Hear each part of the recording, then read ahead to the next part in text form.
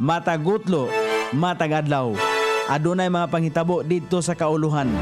Panghitabo sa gawa sa atong nasod ug adunay mga panghitabo dinhi sa atong dapit. Mga panghitabo nga mao'y makapaikag sa katawhan nga mabinantayon sa lakat ug dagan sa panahon karon. Itanyag ning istasyon DXSR ang 7 o'clock Breakfast News.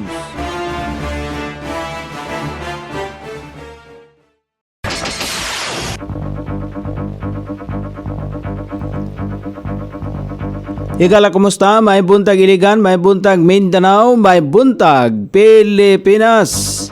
Adlaw Martes, pizza 15 ni buwan sa Abril, ning tuiga 2025. Sangan sa ato station manager, Pastor Ruben Sulapas, kini ang inyong KSR Kabisaya Nonoy B. Ang matod sa hanay sa balita sa alas 7. Og karon sa uluhang tudling sa atong mga balita, kapulisan malampusong nasikop ang usa ka suspect pinagi sa bypass operation. Unom ka illegal coffee producer processors mihuman sa training dito sa Davao City. Anti-rabies treatment libre sa City Health Office, tag-iya dunay legal nga responsibilidad base sa balaod. Department of Energy gisiguro ang paigo nga supply sa kuryente karong Holy Week. Presyo sa karning baboy mitaas paghapon, luyo sa MSRP. Sa gawa sa nasod Australia, dili andam nga mutabang sa China aron nga pakigbatukan ang taripa nga gipatuman sa Amerika. Balita sa kinabuhing Kristohanon, House of Commons gihisgutan ang pagpanglutos mga Kristohanon sa tibok bahin sa kalibutan.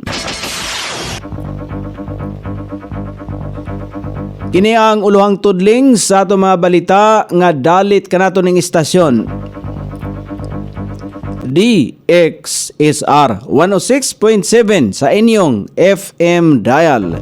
Ang bugtong radyo sa Dakbayan Siligan nga nagsibya sa balag kasulatan, pinasubay sa inspired and preserved, not simply dictated King James Version sa Anchor Broadcasting Corporation.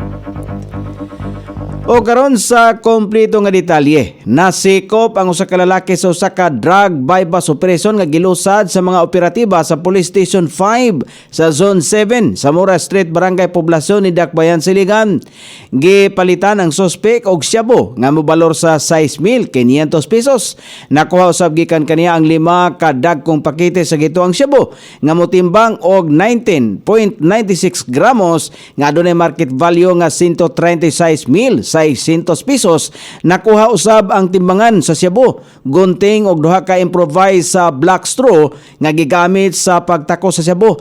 Miangkon ang suspect nga namaligya siya og ginadiling droga o gibutyag nini nga nadakpan na usab kini kaniadto samtang sa naasong susamang kaso. Lakip siya sa Section 5 o 11 sa Article 2 sa Republic Act 9165 o Comprehensive Dangerous Drugs Act of 2002. Human sa inventaryo, gidala ang suspect sa Police Station 5 alang sa pagpasaka og tukmang kaso batok ngadto kaniya.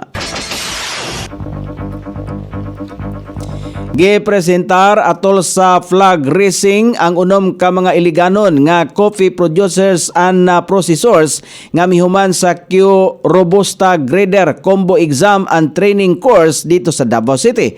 Ang 5 ka adlaw nga training naghatag kanila og kahigayunan nga makatuon gikan sa mga eksperto sa coffee industry o makakuha og mga kahibalo aron ilang ma-apply sa ilang tagsatag sa mga coffee farm o mga processing facilities.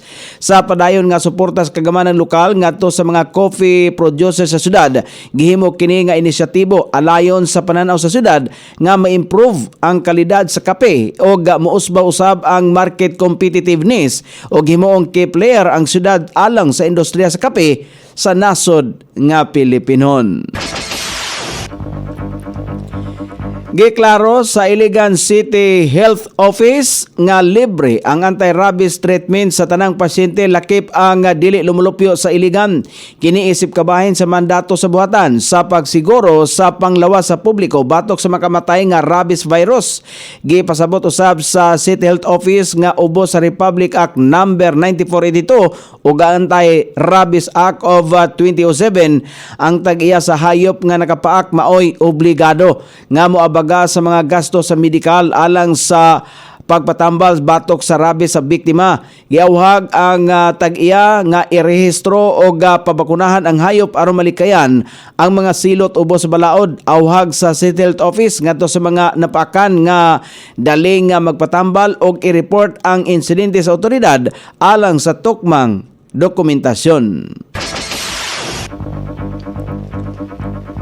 Sa kauluhan, gisiguro sa Department of Energy nga paigo ang supply sa kuryente karong mahal nga adlaw. Dungan nini ang pagdagsa sa mga motorista sa pipila ka mga probinsya. Nakiktambayayong nausab ang Department of Energy sa mga energy company aron masiguro ang supply sa kuryente o mga tindahan sa lana aron mapahapsay ang ilang operasyon karong holiday season. Sa pagpakigtagbo sa ahensya sa mga power generation companies o electric cooperative, gipaniguro nini nga matubag ang mga panginhanglan sa kuryente sa lain-lain lugar sa nasod nga kanunay bisitahon sa mga turista. Gawas nini nakaandam usab ang contingency plan sa Department of Energy alang sa mga posibleng problema sa supply sa kuryente. Nakiktambayayong nausab ang ahensya sa mga petroleum retailers aron siguroon ang inventaryo sa gasolina o serbisyo sa mga nagunang highway. Samtang extended usab ang operasyon hours sa mga gasolinahan aron matubag ang mitaas nga demand. Samtang gikataho sa Department of Energy nga adunay 962 ka mga charging stations alang sa mga electric vehicle nga makita sa National Capital Region. Gipahimangno ko nagpahimangno usab ang ahensya ngadto sa publiko nga magpahigayon og mas simpleng lakang sa pagdagino sa kuryente sa tagsa-tagsa ka mga Pinoy-anan.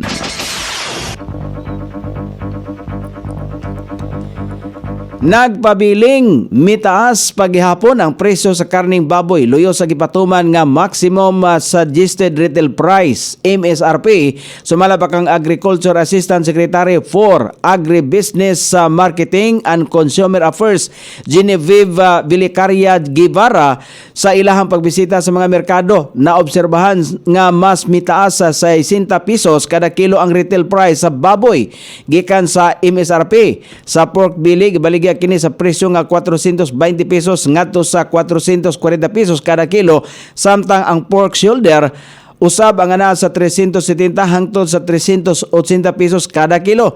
Tin-aw nga mas mitaas kumpara sa maximum SRP sa pork shoulder nga 360 pesos kada kilo ug ang pork belly nga 380 pesos kada kilo. Nakaalarma sumala pa niya kini ilabi na nga ang farm gate price sa karning baboy ang nagpabiling anaa sa 250 hangtod sa 255 pesos. Gihimo sa opisyal ang naasoy obserbasyon taliwala sa gipahugtan pa nga joint market monitoring operation sa Department of Agriculture o Department of Trade and Industry sa Metro Manila aron masolusyonan ang sobra nga presyo o maprotektahan ang mga konsumante. Samtang masaligon usab sumala pa niya sa gipahigayong consultative meetings ang hog research nga mintinahon ang farm gate price sa maximum nga 230 pesos kada kilo aron butangan og cap ang retail price sa karning baboy. Gihawagan usab sa Department of Agriculture official ang retailers nga ilinya ang ilang mga presyo sa guidelines sa gobyerno labaw na nga miubos ang ilang delivery cost. O karon sa balita sa gawas sa nasod, dili andam o walay plano ang nasod sa Australia nga motabang sa nasod sa China nga balusan ang taripa sa gipatuman ni US President Donald Trump ngadto sa mga kanasuran.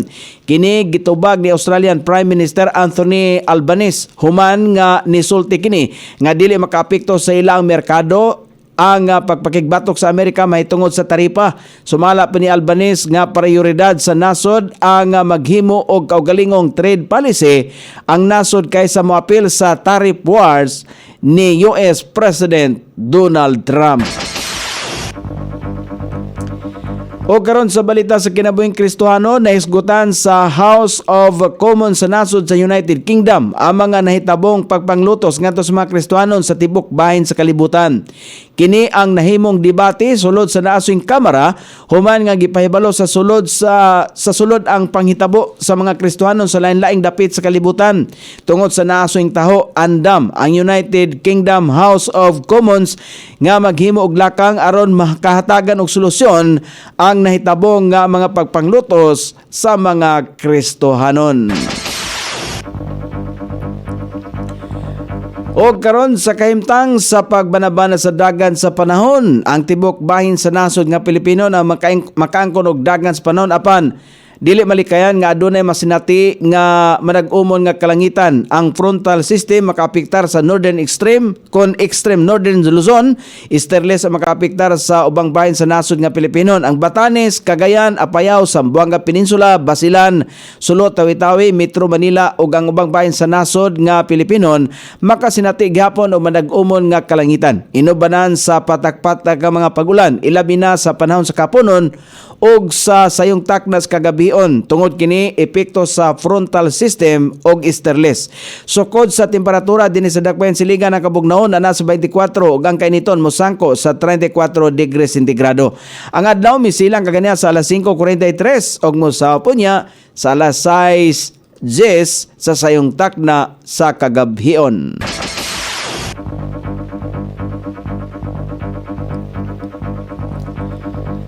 Inyong nabati ang kinatibuk-ang hanay sa balita sa alas 7 nga dalit kanato ning istasyon. DXSR 106.7 sa inyong FM dial.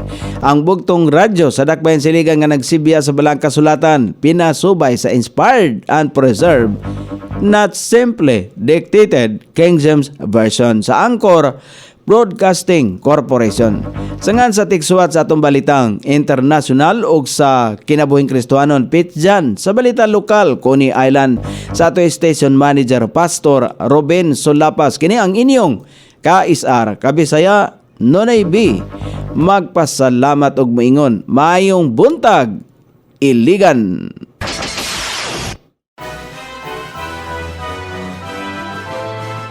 Inyong nabati ang 7 o'clock breakfast news hangtod na usab og mga adlaw sa samang takna o sa samang istasyon.